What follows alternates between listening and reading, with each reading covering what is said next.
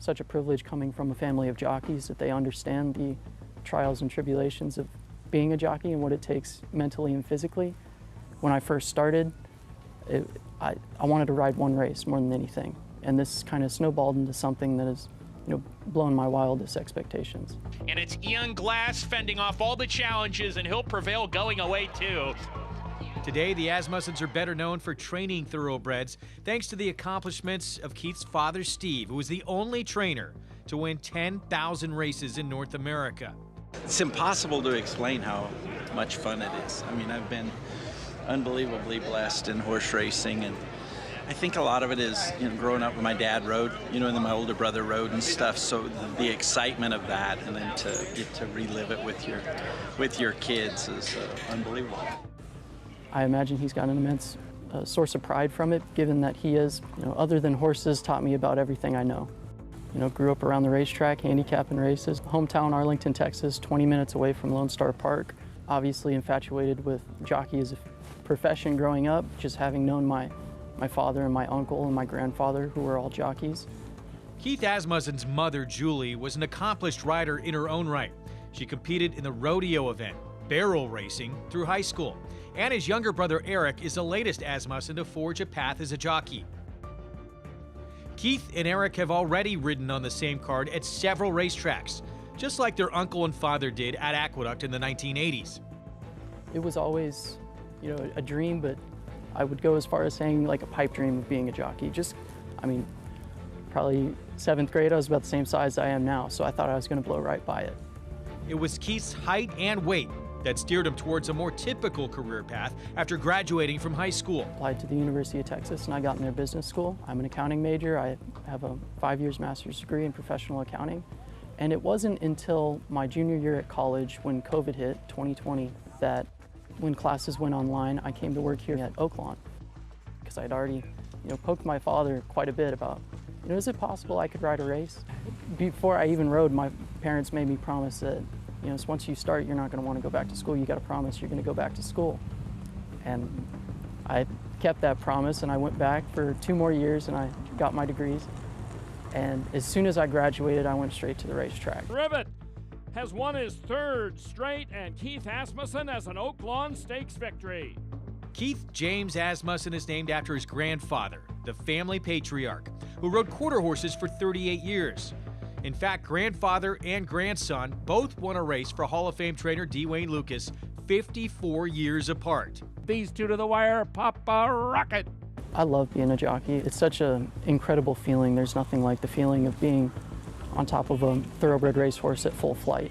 And when you add the art of race riding, it was such a spectacle watching it growing up and just being so attracted to it, and then being able to actually do it, it's beyond words.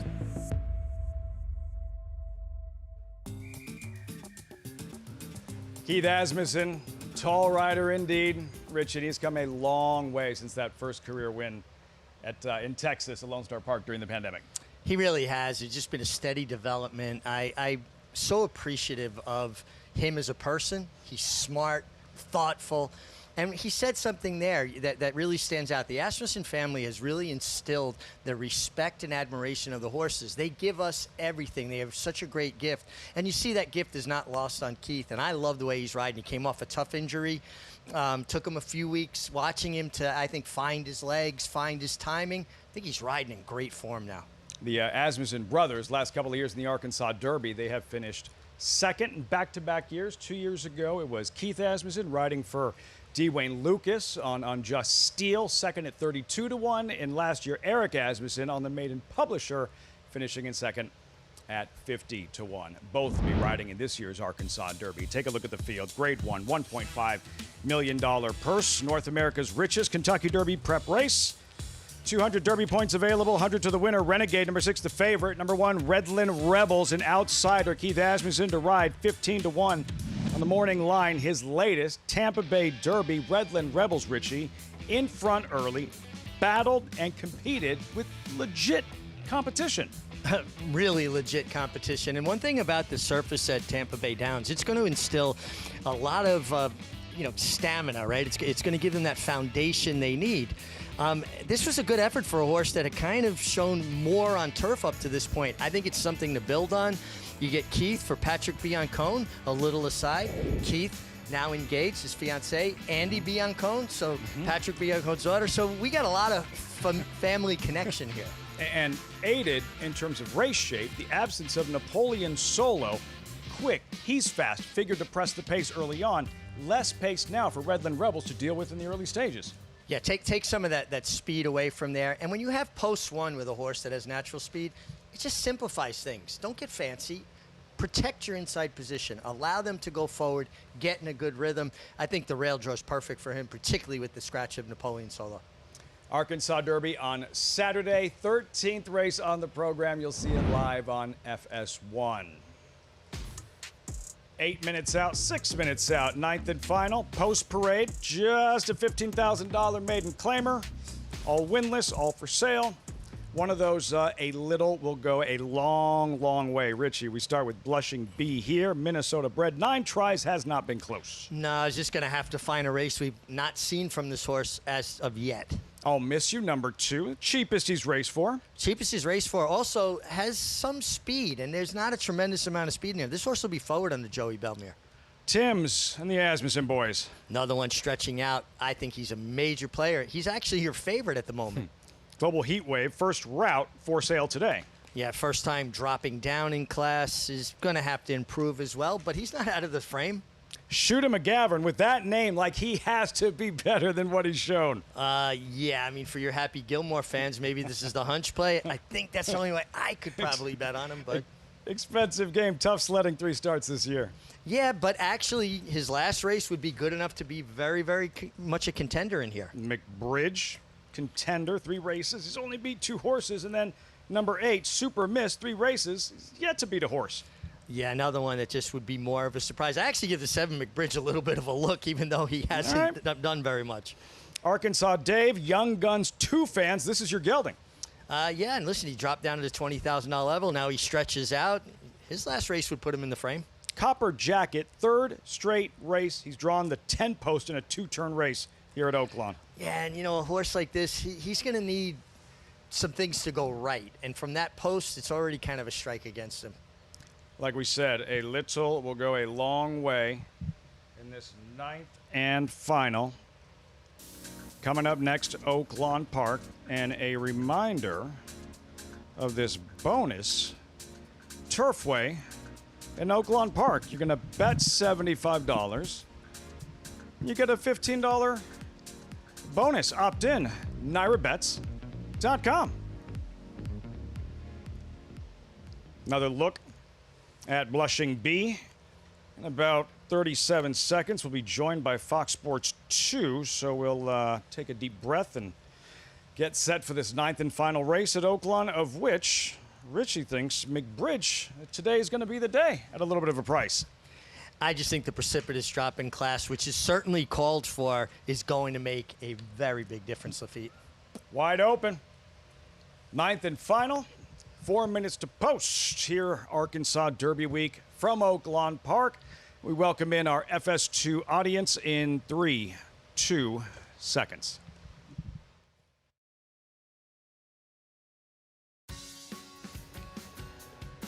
Welcome to our viewers on Fox Sports 2. This is America's Day at the Races and a live look at the starting gate, Oaklawn Park. You're just in time for the 9th and final on this Thursday program. We're 3 minutes out and 2 days out until the 90th running of the Arkansas Derby. It is Oaklawn's signature race. It is a key prep for the Kentucky Derby, a $1.5 million purse, 200 Derby points available, 100 to the winner. We'll have much more on the Arkansas Derby throughout the remainder of the broadcast. Arkansas Derby preview show at the top of the hours. I'm joined by champion jockey Richie Migliore. Richie, it is Oaklawn's signature race, the Arkansas Derby. What is it about this event? What makes the Arkansas Derby the Arkansas Derby? Well, the last few years, it's become such a key prep, and obviously American Pharoah, a Triple Crown winner, used the route through Arkansas, the Arkansas Derby. but also because of the hoopla surrounding it, the atmosphere here. To me, it's a major dress rehearsal to see if horses are going to handle what's going to be thrown at them on the first Saturday of May at Churchill Downs. This is as close as you're going to get. We're going to have probably about 70,000 people here on Saturday, and they're going to saddle probably, you know, in the infield. Very reminiscent of what they're going to contend with in the Kentucky Derby. Perfect final dress rehearsal. Much more on the Arkansas Derby. Again, top of the hour, the Arkansas Derby preview show. 2 minutes out until this ninth race here. $15,000 maiden claimers as we welcome in Megan Burgess standing by trackside. Hey, Megan. That's right, Lafitte. Hi, guys. Good to see you, Lafitte. Mig, my daily dance partner here at Oaklawn, who I absolutely love working with. But we've got a maiden $15,000 group here in the finale. Maybe think of this as the appetizer to such an incredible weekend of racing here at Oaklawn Park. But I'm going to start with a long shot. The number 2, I'll Miss You, for the Lane Johnston barn, dropping in class. Where's that hood and blinker? I had a look at this horse. His last time out was shuffled off the pace, didn't menace, and 2 back. Traveled wide and was a little bit more engaged in the bridle, and I'm expecting Joey Bellemere to have this horse a little bit more forward. I will say he's very sharp, very antsy, and now stretches out in distance as a half to multiple black type placed Just Be Quiet, who did so going along on the dirt. I agree with Richie. As far as the number 7, McBridge, at a little bit of a price, taking some money for Kenny McPeak, and while he has not really lifted a foot in those deeper races, I think the precipitous drop in class will certainly bode well for him, and physically I think he'll continue to do better with the route of ground, as I had a bunch of question marks for some of these getting around these 2 turns, and again could very well have found the right group here. But the number 9, Arkansas Dave, doesn't break as sharp. To me, I think cast a little bit closer to the ground in a way that I'm kind of questioning if this horse really wants to go this 2-turn distance, or excuse me, go this mile distance. And I just had my question marks, as this horse has been taking money considerably for John Herron, and I'm thinking Walter De La Cruz, as he has been aggressively meant this meet at Oaklawn, will be doing so from that more outside post. Lafitte?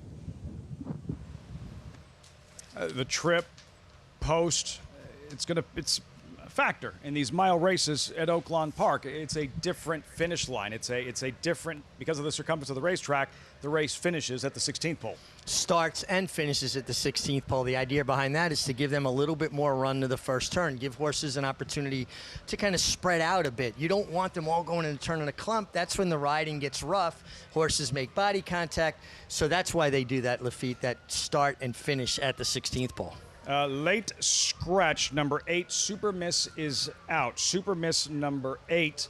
And this is the gelding who had yet to finish in front of another horse in 3 races. A late scratch before this 9th race, Oaklawn Park. Does that change anything whatsoever in terms of race shape? Not at all to me. This horse has not really shown anything that you would think he'd be in the way of anybody, that's for sure. It brings the outside runners like Copper Jacket, Arkansas Dave a little bit closer in, but I think they would have outrun that horse pretty quickly anyway. You know, sometimes spring arrives and it doesn't really feel like spring just yet. Not the case in Hot Springs in 2026. I think we bypassed spring and went right into the heart of summer, if you will. It's about 87 degrees here today. I mean, it's beautiful. I'm not going to complain. No. Especially after the winter we've had on the up and down the East Coast. Supposed to be perfect for the weekend. Arkansas Derby on Saturday. Fantasy tomorrow. Fantasy, Oaklawn's most prestigious race for 3-year-old fillies and a key stepping stone towards the Kentucky Oaks. Final check of the tote board. Tim's Keith Asmussen riding for Dad Steve at 5-2. Final thought. Well, Tim's does also have the strength of that feature, that profile that every time we show a feature on somebody, they seem to kind of complement it with a win. But Tim's is a player. I took the 7 McBridge on the drop. The 6 Expensive Game, I think, is the other horse. Bred by Robert and Lawana Lowe. A feature you'll see Saturday before the Arkansas Derby. They bred Renegade, Arkansas Derby favorite. They bred Tim's. Post time for the nightcap from Oaklawn, live on FS2. Here's Matt Dinneman. Copper Jacket goes in. We're ready to go in the finale. And Leroff in the nightcap.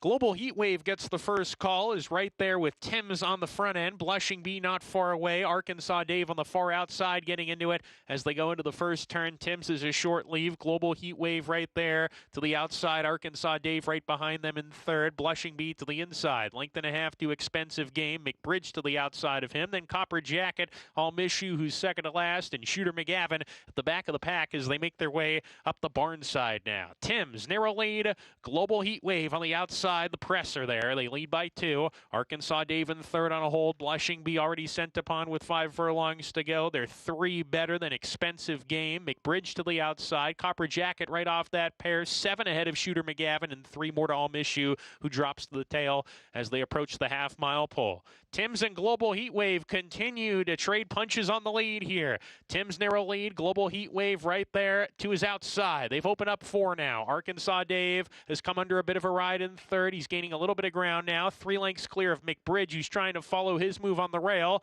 Blushing Bee calls it a day. Expensive Game plodding along in midfield. He's been passed by Copper Jacket as they round the far turn here. Global Heat Wave with a head in front, and Timms is back in second under a ride. Global Heat Wave opens up the lead to a length. In second on the inside is Timms trying to counter punch from there. Arkansas Dave is third. They're down the lane. Global Heat Wave with 3/16 to go opens up 3 lengths now with a burst. Arkansas Dave in second. Timms left behind with a furlong to go.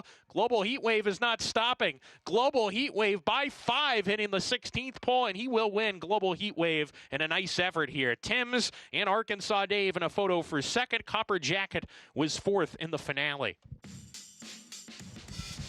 On this 87-degree afternoon in Hot Springs, Arkansas, Global Heat Wave graduates first route, first race for sale, and breaks through in his 3rd career start. Yeah, as he was running away from the rest of this field, I was thinking, we just talked about how warm it is. Global Heat Wave takes him, essentially he laid second the entire way to Timms, who was very game to hold on for second, but the drop-in class here just found the right group, and maybe he wanted to stretch out a little bit further in distance all along. And runs away and hides. Love the angle from the drone here and the acceleration that jumps off the screen that you just don't typically get or as much of from the pan. No, you really can see when horses are putting separation and how they're getting away from other horses. I love this drone shot. I think it gives people a different perspective and brings them into the race in a way that they've never been able to be in the race before. And you can really see, particularly, now there's a lot of separation here, but when horses are in close, just how close they're in and how brave these horses and riders are. They're riding in a pack so tight, and the drone shot really gives people that insight. Daylight win, Global Heat Wave, a couple of even sprints. He was sprinting like he wanted to route. Turns out he wanted to route, and he delivers in a big way to graduate here at Oaklawn Park. That'll wrap things up for us on this Thursday afternoon. We have the Arkansas Derby preview show coming up on the Fox Sports app and Naira's YouTube page. Arkansas Derby preview show coming up. A look ahead to Oaklawn's signature race. 3-year-olds taking center stage and hoping to take that next step towards the first Saturday in May in 5 weeks in Louisville.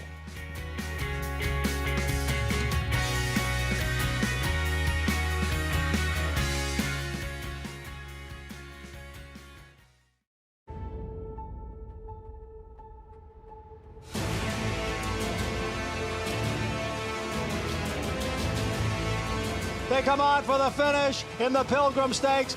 Annapolis by a head.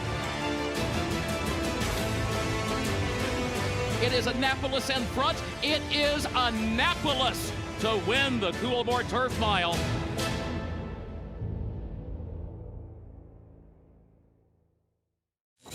You bet with Naira Bets. Bet any track, anywhere, anytime. Download the Naira Bets app to play today and get a $200 deposit bonus. Watch live horse racing. Get expert picks. Boost your bankroll with weekly promotions. And hone your handicapping skills with exclusive tips and tutorials. Download the Naira Bets app now. Sign up now to claim your $200 deposit match bonus. You bet with Naira Bets.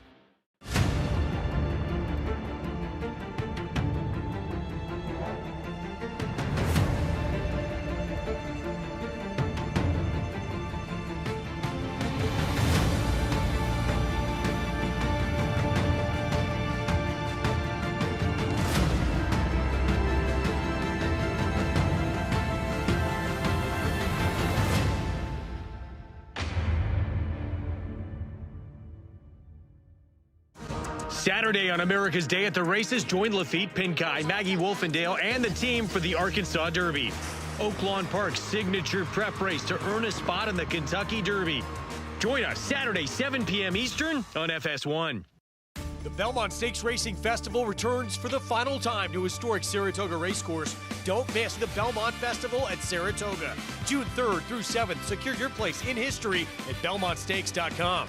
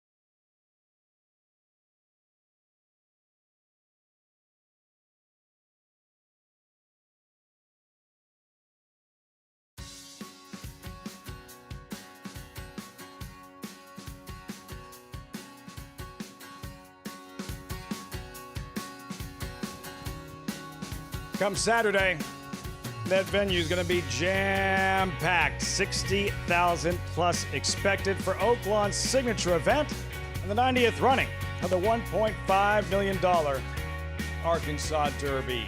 From the infield alongside champion jockey Richie Migliori, I'm Lafitte Pincay. There is so much on the line. There's that $1.5 million purse, serious Kentucky Derby implications. 200 points available, 100 to the winner, Richie. We look forward to this event all season.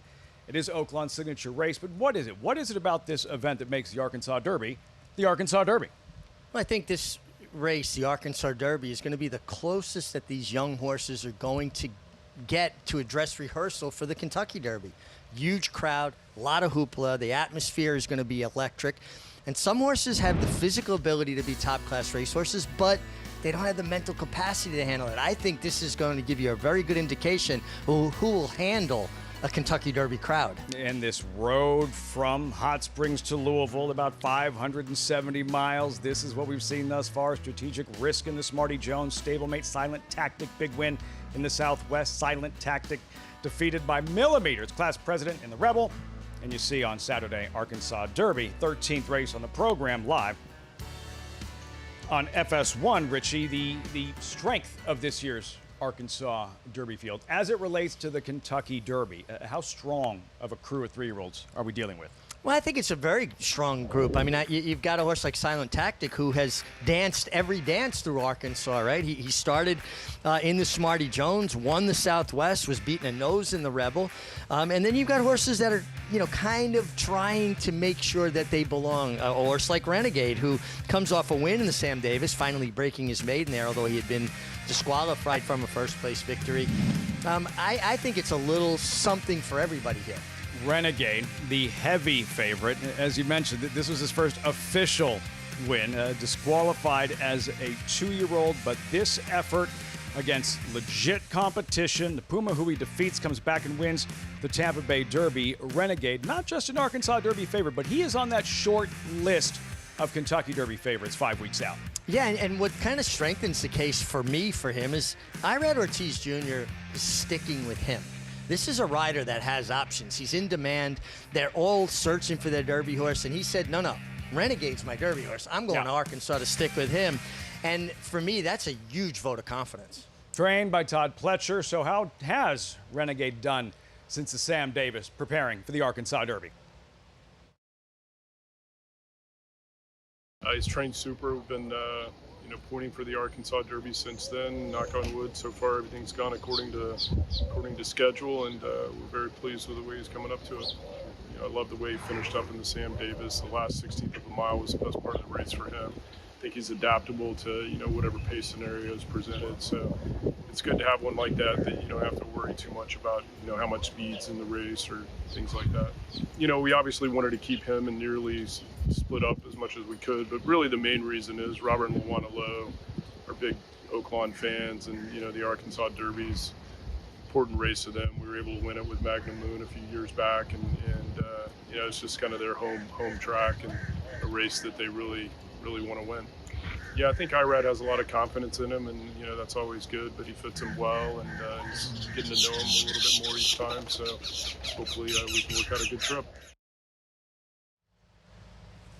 Couple of things, Richie. Renegade, his pedigree, and then the competition, like strength of schedule, horses he's been facing, like since it all started back at Saratoga.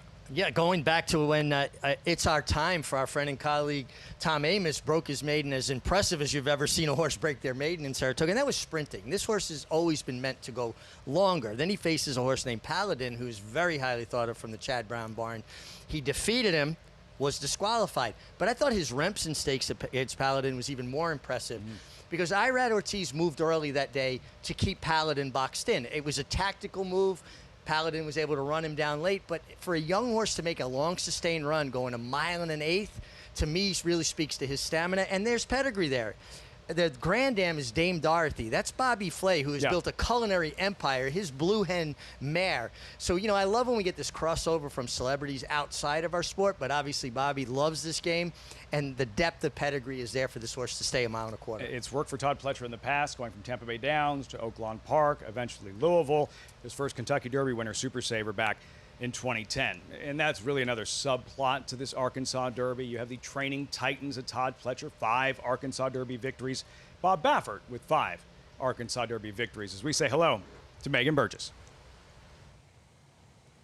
That's right, Lafitte. A clash of the titans of what it seems is epic proportions as Renegade, Litmus Test, who battles. As we are standing in the winner's circle, we will see who gets their picture taken come sundown on Saturday. But we're going to take a look at some of those memorable winners. All the way back, as you mentioned, in 2018, Magnum Moon capturing this race before going on to the Kentucky Derby and finished off the board. But such an incredible story for Robert and Luana Lowe, who has an opportunity to do this. But I will say, Bob Baffert's latest couple of Arkansas Derby winners and the likes of Muth and Charlatan didn't make it into the Kentucky Derby starting gate. They were better, more effective at shorter distances. We shall see if Litmus Test can turn the tables. I've seen him here in the paddock and in schooling. He looks absolutely incredible, but Renegade also looks to be taking every step in stride for Todd Pletcher. Will either Baffert or Pletcher register that 6th Arkansas Derby victory and become the event's all-time leading trainer? Litmus Test, as Megan was just referencing, second start now as a 3-year-old revisiting the Rebel, where he wound up on the lead before fading, understandably tiring a bit to 3rd. Yeah, and he set a legitimate pace, too. I mean, it was on the fast side, 23 flat, 46-3. Completely different scenario this time. He had post 1 last time, 1 of 9. Now he is 9 of 8 with the scratch of Napoleon Solo, or 8 of 8, excuse me, after the scratch of Napoleon Solo. He's not going to be forced in the race. And they took the blinkers off, Lafitte, and usually that's an indication that they want a horse to settle more. I think you're going to see different tactics. I think he'll be more in a stalking position, and that outside post and the blinkers off leads me there. It feels like the tinkering that goes on and the strategizing. He's made the lead twice. He's been defeated in both of those races. Both of his wins when he's had a target. Litmus Test figures to have a target the way things should unfold early on. Yeah, I would have to think so. I mean, there is other speed in here. Obviously, Redland Rebels from the rail. Black at Time can be forward. Brickland can be forward. So I've got to believe that they're looking for that kind of, 3rd, 4th trip, laying just off the pace, giving him a target. And for people that don't know, horses have unique personalities. Some of them are more herd animals than others. And a horse that makes the lead sometimes loses interest. They want a horse to keep their attention. Exciting edition of the Arkansas Derby and all the attention. Pletcher, those 5 wins. Baffert, those 5 wins. Cassie not too far behind. A couple of Arkansas Derby victories going back to Classic Empire last year. With Sandman, can he rack up a 3rd? He'll unleash Silent Tactic running in every race this 3-year-old series at Oaklawn.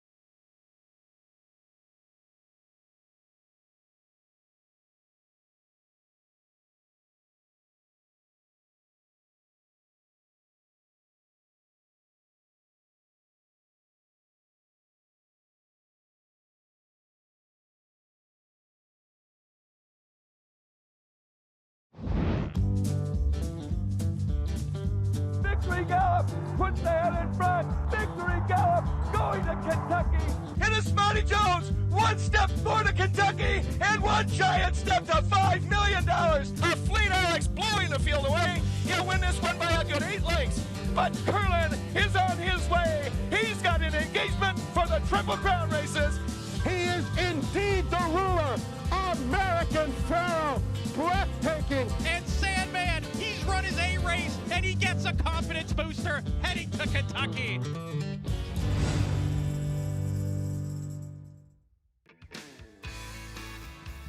Those superstars building their bankroll in the Arkansas Derby.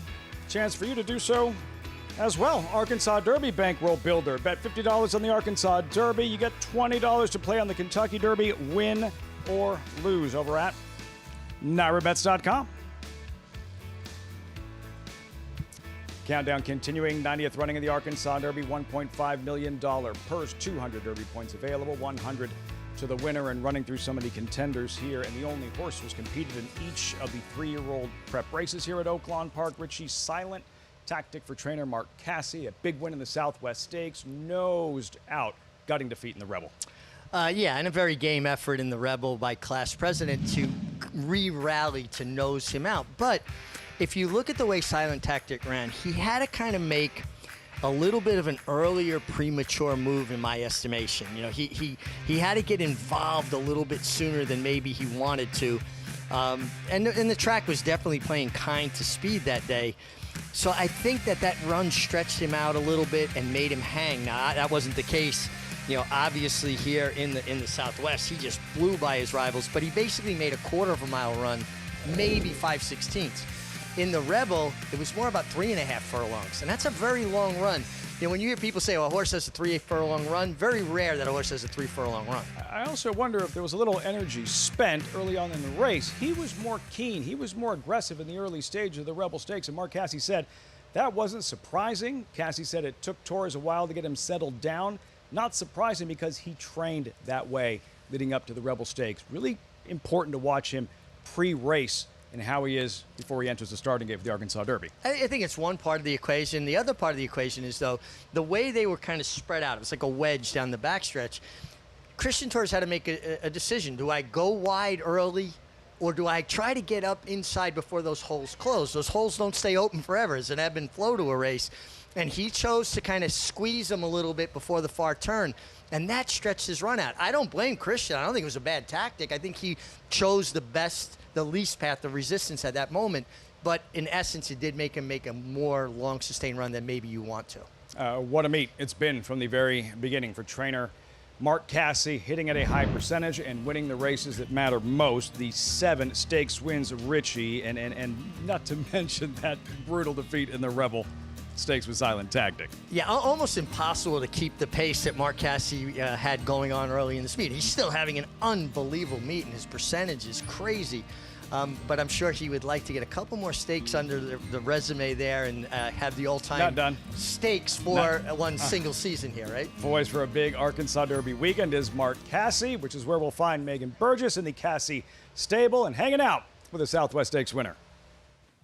Thanks, Lafitte. Joined by Silent Tactic here at Cassie headquarters, and he is the lone colt standing here on this prep series to the Kentucky Derby as he has competed in all 3 legs. Of course, the ultimate prize waiting at the end of Saturday in that Grade 1 Arkansas Derby as he has progressed in each and every start, gets to extend to that 9 furlong distance, which has been something his connections have been craning for him to do, that late closing kick, and almost a redemption story for his owner, 89-year-old Jack Oxley, who's been in this business for over 50 years, multiple starters in the Kentucky Derby, and has won this very race with Classic Empire back in 2017, who was completely taken out of the Kentucky Derby at the start that year. Silent Tactic has just been progressing along that closing kick, very similar to an Oxley Kentucky Derby winner in Monarchos. And I, for one, am very excited to see him in his penultimate test to the big dance the first Saturday in May. Almost as fast as Secretariat, John Oxley's Monarchos back in 2001. Megan brings up a good point. It has been a demanding campaign. You know, it's not 1972. 4 races in 12 weeks is a lot by 2026 standards. Exiting a demanding, taxing race in the Rebel, why shouldn't fatigue be a concern, or all this racing catch up with him? Why shouldn't it be a concern? Well, I think it's a couple of part answer. First of all, Mark Casse. Mark Casse is a dual Hall of Famer for a reason, right? He's in America's Racing Hall of Fame as well as Canada's. He knows his horses. He understands what they need. Watching Silent Tactic, I don't see that he's tucked up, lost weight, right? He hasn't drawn up. To me, it seems like he's thrived on the work. And in a day and age when a lot of horses don't compete as close together as he has, sometimes a horse thrives on it and you just never find out. And you can go back to Secretariat, Riva Ridge, 72, 73, where Lucien Lauren, their trainer, was roundly criticized because they only had 3 preps going to the Derby. Now 3 preps is a comprehensive group of prep races, and now 2 is more likely. I'm still old school. I think that this is fine. I like a horse that's battle-tested, tempered for the big dance. Like the story with Oxley, the owner, and Mark Casse. They won this race back in 2017 with a champion in Classic Empire. He went into the Derby as one of the favorites, never had a shot. Like wiped out right from the start. Still good enough to run 4th, but never a real shot to capture the run for the Roses. Maybe, just maybes, they'll be back at Churchill Downs with another contender in Silent Tactic for the 152nd Kentucky Derby. You're watching the Arkansas Derby preview show. More on the other side.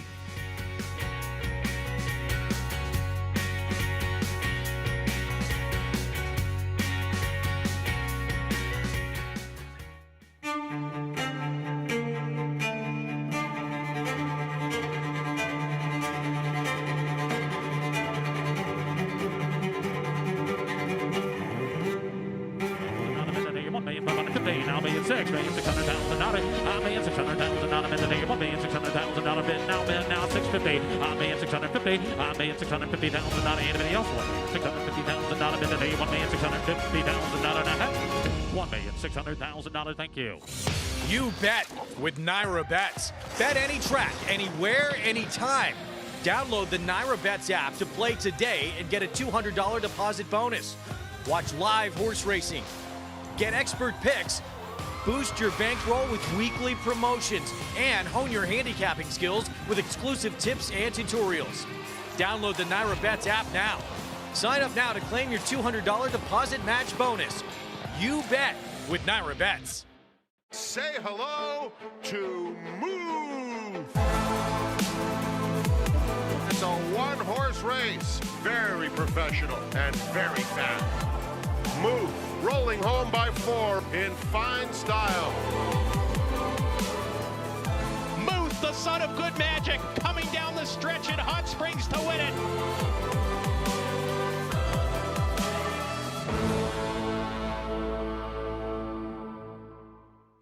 Saturday on America's Day at the Races, join Lafitte Pinkai, Maggie Wolfendale, and the team for the Arkansas Derby. Oaklawn Park's signature prep race to earn a spot in the Kentucky Derby. Join us Saturday, 7 p.m. Eastern on FS1. Saturday on FS2, special coverage of the Dubai World Cup brought to you by Hill and Dale at Alapa. With Breeders' Cup Classic and 2-time Saudi Cup winner Forever Young facing an impressive field of contenders. Coverage begins Saturday morning, 8 Eastern on FS2.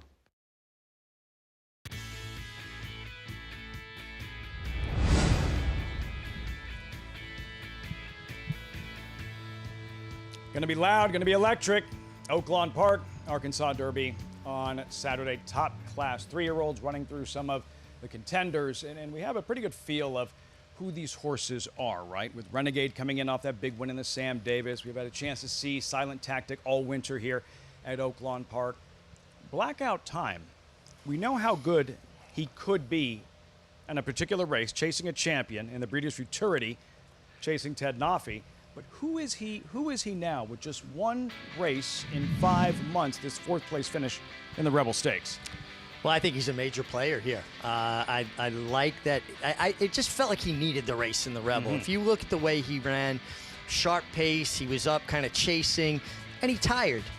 Now you get coming back now with that race under his belt, Brian Hernandez, Kenny McPeak. Well, they know how to win a Kentucky Derby with Mystic Dan. And, you know, his race against Ted Nafi should not be overlooked. Ted Nafi was a dominant 2-year-old champion. It was Ted Nafi and everybody else as far as I'm concerned. On paper, as fast as Renegade Sam Davis, the 3-2 Arkansas Derby favorite, Blackout Time. Who do you expect more improvement from coming off their sophomore debuts? Litmus Test or Blackout Time? I'll give it to Blackout Time. Kenny McPeak's a trainer that kind of builds horses to a race, where, nobody can accuse Bob Baffert of running short horses. Bob Baffert, he has them work. They work fast in the morning. They gallop out long. He makes sure he gets a horse ready to run in every race. And he's not going to ship here unless he thought so. I don't know how much improvement you're going to see from Litmus Test from a fitness standpoint. I like the blinkers coming off, and maybe that changes things. But I think from a fitness standpoint, Blackout Time is the one that takes the biggest step forward. Having this conversation earlier, all the prep races we used to say from 3-year-olds heading up to the Triple Crown, heading up to the Kentucky Derby. Here's an example of how times have changed. Taptastic, 1 start. 1 start, that's it. It was a winning one here at Oaklawn Park. And here he is in the Arkansas Derby for trainer Steve Asmussen. Yeah, but his debut was very, very good. Better than the margin of victory talks about. He showed a level of professionalism. Yeah, he did. Right? He was in tight. He didn't hesitate coming through a spot. He finished well. He galloped out extremely well. It was one of those, it was a race that finished at the 16th pole. So he galloped out right in front of me past the wire and continued on. I think the mile and 1/8 is no problem. Yeah, it's a tall order to Arkansas Derby off of 1 start. But he got probably 3 races worth of experience out of his first start. It was like watching him grow up in front of our eyes because he was flat-footed. He didn't break. And then there's that panic you'll see from young horses first day on the job. He grabs the bridle, comes through on the inside. Another horse comes over on him. And it took him a while, Eric Asmussen, to finally get him settled. But he did settle. And you're thinking, all right, well, this is going to be an experience. We aren't going to see a winning effort in his debut. And then he went out there and clobbered the field. I don't know who he was really beating. But, as you said, lots of experience in that first career start. Well, again, the level of professionalism. He could have chickened out of a spot. He didn't chicken out. He kept fighting. Now, kind of interesting because he did break a bit flat-footed, and it was probably just because it was his first start.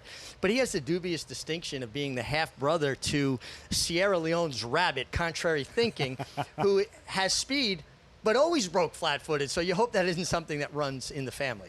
Far be it from us to second-guess Steve Asmussen in the Arkansas Derby, running second. Publisher last year, the maiden. He had never won a race. Second in the Arkansas Derby at 50-1. And he's not, this doesn't feel typical Steve Asmussen. It's not like I watched that race and say, oh, that horse will be in the Arkansas Derby. I think this sense of confidence that it's Asmussen is attempting this with Taptastic in just his second career start. Listen, he is the most successful thoroughbred horse trainer in the history of our game. It's indisputable. And he's a guy who knows what a horse needs to be to contend in certain spots. I think it's a vote of confidence. Oh, Curlin won the Arkansas Derby in, what was it? Start 3, maybe 4. Okay. And maybe 4. And in a day and age when horses are competing less, maybe it's less of a stretch than I'm making it out to be. In Steve, I trust, like I said, the very most successful thoroughbred horse trainer in history, bar none. And then the anticipated pace setter, drawn inside, Redland Rebel. We saw him set the tempo in the Tampa Bay Derby, trying to steal this thing at a big price, and he's going to wind up collared. He'll be defeated by about 2.5 lengths, but the horses that finished in front, it's like a legit competition that he ran fourth behind. Absolutely. The Puma, who won the Tampa Bay Derby, was, soundly defeated by Renegade in the Sam Davis, and he took a step forward and got it done, breaking his maiden in the Tampa Bay Derby. But I think it's legit, and I think those Florida preps have been proving to be pretty productive. And if this horse could take a little step forward, I think the key to it, how comfortable does he get on the lead? The pressure that would have been pressured by Napoleon Solo is out. He's scratched. He's going to run the following week in the Wood Memorial, I believe. How much does his absence help Renegade Rebels' cause? I think it helps Redland Rebels immensely. Rebels. I absolutely think it helps them immensely, particularly with the idea that I think Litmus Test is going to be looking to rate because of the blinkers off and them acknowledging that he's probably better with a target. Who else is there? Brickland potentially could show some speed. Blackout Time will be forward, but I think Redland Rebel plays out to be the main speed.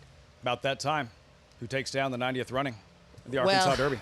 I am not going to switch horses mid-stretch. I've been on Silent Tactic from the time I've gotten to Oaklawn Park. I've watched him train all winter. I loved his effort last time. His Southwest was beautiful. That's the horse he's going to beat. That's the horse he's going to beat. Well, Renegade, and you know what? They have similar styles. And much like boxing matches, fights, styles make races. So it's going to be interesting to see the cat and mouse between Silent Tactic, Christian Torres, and Renegade with Irad Ortiz. And we know Irad is a race rider. He'll be looking for him. But Silent Tactic, who we're looking at now, and I go back to, I think this is a great illustration of what I'm talking about. This is not a horse that has tucked up or lost weight off of his campaign. I think, if anything, he's flourishing. Silent Tactic, closer. The assumption is that the farther a closer goes, the better off that closer's going to be. Not always the case. Are you convinced that he will get better with distance? I guess it's a great question, and we won't have that answer until they actually do it. He gives me the impression that distance is not going to be what stops him. If he's not good enough, he's not good enough, but I don't think it's going to be because of the distance. Silent Tactic for Richie. Megan, who's it going to be? Standing at the finish line and down the stretch, where I'm going to take a bargain on yet another, I should say not a bargain, he'll be a short price in Renegade, as Todd Pletcher took class president, even bigger proportions in the Rebel. In the last stop on the Prep Series, and Renegade has just not taken a step wrong in his dirt route races. Honestly, the most flattered of anyone to me when you see the Puma coming back to flatter in the Tampa Bay Derby, Paladin on track for the Bluegrass out of that Risen Star win, and he actually missed some time before that Remsen, which to me I thought he ran the better race and had a temperature, missed some training before, and still really came alive. And he's just a horse that I know Todd Pletcher is very high on for the Lowe's and Mike Rapoli, and it's going to be a really exciting throwdown. Renegade also similar in his closing style and up against it in his last race, but I'm excited to see him take to this Arkansas Derby. Lafitte, it's going to be a fun one come Saturday. Those 5 wins in the Arkansas Derby for trainer Todd Pletcher. His first Kentucky Derby win, Super Saver, did not win the Arkansas Derby. Second here, went on to victory in the Run for the Roses. Richie, this is exciting because with Renegade, should he take that next step? Should he handle his business? Should he win this Arkansas Derby impressively? You're talking about a horse who's going to be among the top 3 or 4 favorites in the Derby in 5 weeks. Well, if he wins this Arkansas Derby and he's impressive, I think he stands out as your favorite going to the Kentucky Derby, unless we see something overpowering in the remaining preps, the Wood Memorial, the Bluegrass. But I listen, Renegade's a good horse. Todd Pletcher's won 2 Kentucky Derbies. He knows how to get it done. He's obviously going to be a very, very tough horse to beat. I know this is the Arkansas Derby preview show, but man, that Oaklawn Mile came up strong as you look at the stakes rundown this weekend at Oaklawn Park. No, it really did. And the Oaklawn Mile just, is something for everybody there. Obviously, I'm looking forward to seeing Cole Battle come back as a 4-year-old. He was a good 3-year-old, but I felt like he still was growing and developing. I think you're going to see a better horse with Cole Battle as a 4-year-old, and we know he likes the strip here. Quickly, what's it like for the jockeys that'll ride in the Arkansas Derby and what that means 5 weeks from then for the Run for the Roses? It's just an exciting time. You want to have a live Derby horse, and obviously a big, important race in its own right. In Arkansas Derby, Grade 1, $1.5 million. You'll see it Saturday evening on Fox Sports 1. Thanks so much for joining us in the Arkansas Derby preview show. So who's it going to be? Renegade, the 3-2 favorite, looking to build off his Sam Davis win. Litmus Test would be a 6 in the Arkansas Derby for Bob Baffert, or Silent Tactic from Off the Pace. We'll find out Saturday night.